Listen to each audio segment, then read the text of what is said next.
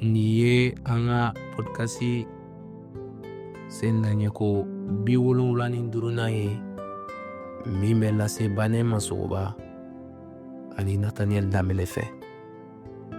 Bi tarata don avril kalo tile 8 san 2025 an ka verset kalanta bɛ bɔ Korintikaw la.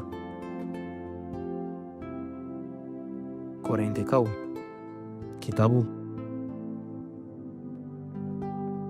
a fɔlɔta sura 15 a verset 33. O yɔrɔ bɛ a fɔ an ye ko aw kana aw yɛrɛw lafili, jɛɲɔgɔnjuguw bɛ sɔn ɲuman tiɲɛ. Nin verset bɛ a fɔ an ɲɛna ka jɛya ko an ka jɛɲɔgɔnyaw olu bɛ se ka nɔ bila an ka danaya ani an taamacogo la.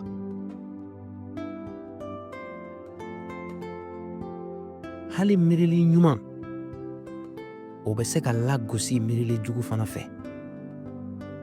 O la nafa b'a la ka anw yɛrɛw lamini ni mɔgɔw ye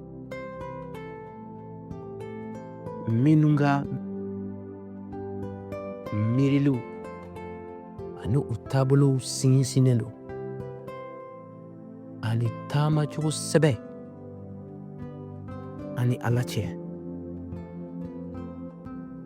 An ka kɛ mɔgɔw ye minnu bɛ jateminɛ kɛ ka kɛɲɛ ni an ka jɛɲɔgɔnyaw ye, ani fana an ka taaɲɛ ka jɛɲɔgɔnw sugandi minnu bɛ an kɔrɔta ni ta fanfɛ. An ka delili kɛ walisa Ala ka faranfasili sɛbɛ di an ma. An ka ɲɛnatɔmɔliw la ka kɛ an teriw ta fanfɛ, walisa ka to kantigiya la ka matigi kan lamɛn.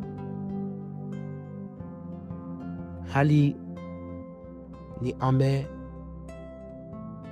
fɛnw cɛla olu minnu ye sinaw ye Ala ka kow ma.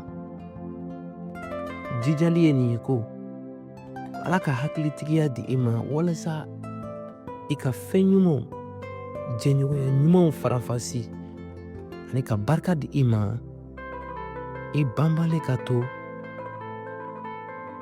i ka danaya taabolow la. I sigiyɔrɔ mana kɛ sigiyɔrɔ o sigiyɔrɔ ye. Ni laseli kɛra ka bɔ Délivré par Christ yɔrɔ ka kibaru ɲuman fɔ ni dɔnkiliw ye.